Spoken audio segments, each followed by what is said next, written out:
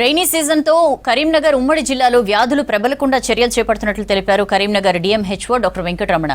వానాకాలంలో dengue, typhoid, malaria జ్వరాలు సోకకుండా ముందస్తు జాగ్రత్తలు తీసుకుంటున్నట్లు తెలిపారు. సీజనల్ వ్యాధుల నేపథ్యంలో గ్రామాల్లో, పట్టణాల్లో శానిటేషన్ డ్రైవ్ నిర్వహణపై ఫోకస్ పెట్టినట్లు వివరించారు. జిల్లాలో చేపట్టిన చర్యలపై కరీంనగర్ డిఎంహెచ్ఓ డాక్టర్ వెంకటరమణతో వెంకటేష్ ఫేస్ టు ఫేస్. వర్షాకాలం వచ్చిందంటే సీజనల్ వ్యాధులు కూడా ప్రారంభమవుతాయి. ఇప్పటికే కొద్ది రోజులుగా చిరుజల్లుతో కొన్ని వర్షాలు కురుస్తున్నాయి. దీంతో అక్కడక్కడ వర్షాలన్నీ కూడా అపరిశుభ్రంగా మారాయి. ముఖ్యంగా గ్రామీణ ప్రాంతాల్లో చెత్త చెదారం పేరుకుపోయిన చోట నీళ్లు నిలిచి దోమలు కూడా పెరిగే అవకాశం ఉంది. ఇట్లాంటి నేపథ్యంలో కరీంనగర్ జిల్లాలో గతంలో జరిగిన అనుభవాలను దృష్టిలో పెట్టుకొని ఎట్లాంటి జాగ్రత్తలు తీసుకున్నారో తెలుసుకునేందుకు జిల్లా వైద్య ఆరోగ్యాధికారి డాక్టర్ వెంకటరమణ మనతో పాటున్నారు. సార్, ముఖ్యంగా సీజనల్ వ్యాధుల సీజన్ కూడా స్టార్ట్ అయింది. ఈ సందర్భంగా మీరు ఎట్లాంటి జాగ్రత్తలు తీసుకుంటున్నారు? అంటే వాటర్ బార్న్ కానీ లేదా వెక్టర్ బార్న్ డిసీజెస్ మీద మనం మే ఎండింగ్ నుంచే ప్రికాషనరీ మెజర్స్ తీసుకోవడం జరిగింది. ఎక్కడెక్కడైతే ఇంతకుముందు హాట్ స్పాట్స్ లైక్ సిటీ లోపల బీఆర్ఆర్ కాలనీ, కొన్ని విలేజెస్ మానకొండూరు కానీ, శంకరపట్నం కానీ ఎక్కడైతే హై ఇన్సిడెంట్స్ ఉన్నట్టు అనిపించిందో అక్కడ మనము అన్నీ కూడా చర్యలు తీసుకోవడం జరిగింది, స్ప్రేలు చేయడం జరిగింది. అదేవిధంగా task force meeting, district task force meeting కూడా కలెక్టర్ గారి అధ్యక్షన మనము మేల్ని ఎండింగ్లో చేయడం జరిగింది. సో లైన్ డిపార్ట్మెంట్స్కి ఆల్రెడీ ఇన్స్ట్రక్షన్ ఇచ్చారు. సో మున్సిపల్ కార్పొరేషన్ లిమిట్స్ లోపల కమిషనర్ వాళ్ళతోటి మన డిపార్ట్మెంట్ కోఆర్డినేట్ అయ్యి మెయిన్ శానిటేషన్ అనేది చాలా ముఖ్యము. దోమలు కుట్టకుండా మనం చర్యలు తీసుకోవడము, తర్వాత సేఫ్ డ్రింకింగ్ వాటర్ కోసము రూరల్ వాటర్ సప్లై వాళ్ళతోటి, తర్వాత డిపిఓ వాళ్ళతోటి ఈ గ్రామ పంచాయతీ విషయం లోపల హెల్ప్ తీసుకొని కోఆర్డినేట్ చేసుకొని అన్నీ కూడా మనం ప్లాన్ చేసుకోవడం జరిగింది. అదేవిధంగా ర్యాపిడ్ యాక్షన్ టీమ్స్ కూడా మనము పిహెచ్సి లెవెల్లో పెట్టడం జరిగింది. అందులో మెడికల్ ఆఫీసర్ అధ్యక్షతన వాళ్ళ టీం ఉంటుంది. ఇక్కడనేమో నా అధ్యక్షతన సూపరింటెండెంట్ గారు, ఆర్ఎంఓ, నేను, వాళ్ళందరం కూడా ఆల్రెడీ టీమ్స్ ఫామ్ చేసుకొని ఉన్నాము. అదేవిధంగా మనకు కూడా ఒక టోల్ ఫ్రీ నెంబర్ కూడా ఉంటుంది. ఏదైనా అయితే కూడా 24/7 మనం అప్రమత్తంగా ఉన్నాము. జనరల్గా ఈ టైం వరకే విపరీతంగా వర్షాలు పడతాయి, కానీ వర్షపాతము నమోదు తక్కువగా ఉన్నందువల్ల డిసీజెస్ తీవ్రత కాస్త తక్కువ ఉంది. బట్ ఈవెన్ దో ఏ పరిస్థితి కూడా మనము రెడీగా ఉన్నాము. అప్పటికే మనం అన్నిటికంటే ముఖ్యమైనదంటే ఐఈసి ఈ యొక్క అవగాహన సదస్సులు అనేటువంటిది మనం ఆశ ఇంటింటికి ఫీవర్ సర్వే చేయడము, ఏఎన్ఎంస్ కూడా వాళ్ళు కూడా మన అవసరమైతే జ్వరానికి ఏమైతే మందులు ఇవ్వాలో ఏదైనా ఇవ్వడం జరుగుతుంది. ఆర్డిటీ కిట్స్ కూడా మనకు ఉన్నాయి, మందులు కూడా ఫుల్ ప్లెడ్జ్లో ఉన్నాయి. ఎప్పటికప్పుడు మనము స్టాక్స్ను చెక్ చేసుకుంటూ ఉన్నాము. సిడిఎస్లో కానీ, పిఎస్సి లెవెల్లో కానీ, హాస్పిటల్స్ లెవెల్లో కానీ ఏ విధమైన ఇబ్బంది లేదు. సార్, ముఖ్యంగా వర్షాకాలం సీజన్లో గతంలో డెంగీ కానీ, చికెన్ గున్యా కానీ చాలా విజృంభించినాయి, చాలా డెత్స్ కూడా జరిగినాయి. అట్లాంటి పరిస్థితి మళ్ళీ పునరావృతం కాకుండా ప్రజలు ఏం జాగ్రత్తలు తీసుకోవాలి, మీ వైపు నుంచి ఎట్లాంటి యాక్షన్ ప్లాన్ ఉంది? ముఖ్యంగా సాయంత్రం వేళలా ఈ యొక్క దోమలు ఎక్కువగా విజృంభించే అవకాశం ఉంటుంది కాబట్టి వాళ్ళు ఈ యొక్క దోమ తెరలను వాడడము, ఒడోమాస్ అట్లాంటిది, ఈ లేపనం అట్లాంటిది స్కిన్కి రాసుకోవడము, తర్వాత అవసరమైతే ఈ యొక్క ఏరియా లోపల వాళ్ళ ఏరియా లోపల మనం ఆల్రెడీ ఫ్రైడే డ్రై డే అని కూడా చేయడం జరుగుతూ ఉంది. వాటర్ పారబోయడం, వాటి మీద ఏ విధమైన లార్వా ఉండకుండా చూసుకోవడము.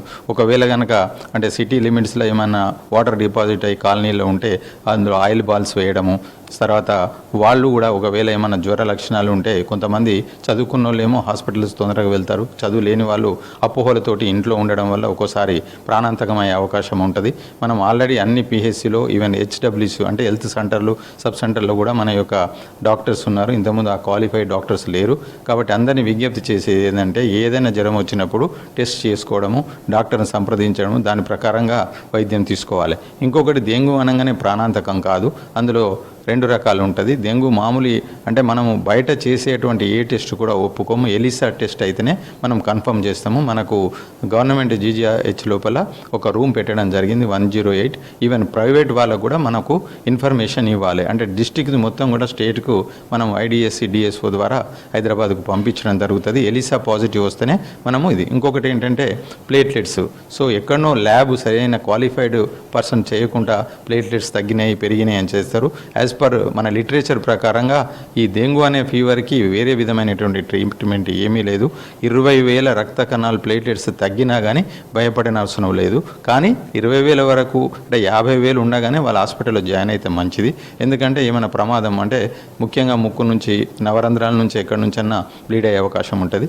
మామూలుగా బాడీ పెయిన్స్ ఎక్కువగా ఉంటాయి, తర్వాత సివియర్ జాయింట్ పెయిన్స్ ఉంటాయి, ర్యాషెస్ కూడా వచ్చే అవకాశం ఉంటుంది. టెస్ట్ చేసుకుని డెంగ్యూ అనేది ఒక సైకలాజికల్గా మనిషిని కూడా ఒక డిప్రెషన్లోకి పంపిస్తుంది. కరోనా వచ్చిందంటే ఎట్లా భయపడతారో డెంగ్యూ అనగానే ఒక భయం వస్తుంది.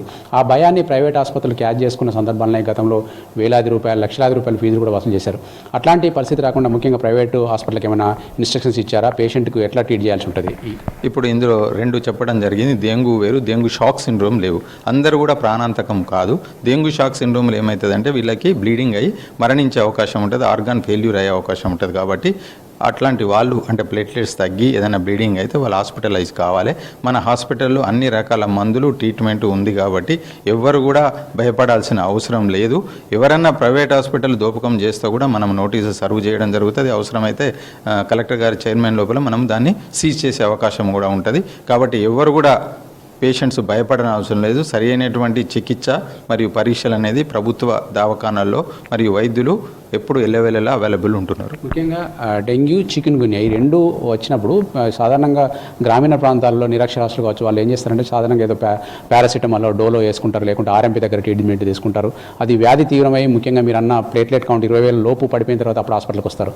అట్లాంటి వాళ్ళకు ఏమైనా అవేర్నెస్ ప్రోగ్రామ్స్ చేస్తున్నారు సార్? ఇప్పుడు ఆల్రెడీ మనము ప్రతి ఊళ్ళ లోపల అవేర్నెస్ ఆల్రెడీ జరుగుతూనే ఉన్నది. అయినా మనకి ఇంటింటి జ్వరసరి అయ్యేటువంటిది కంటిన్యూస్ జరుగుతుంది. ఎక్కడైతే జ్వరాలు ఉన్నాయో వాళ్ళకి అక్కడనే మనము టెస్ట్ ఆర్టీటీ ద్వారా మలేరియానా కాదా అని టెస్ట్ చేస్తాము.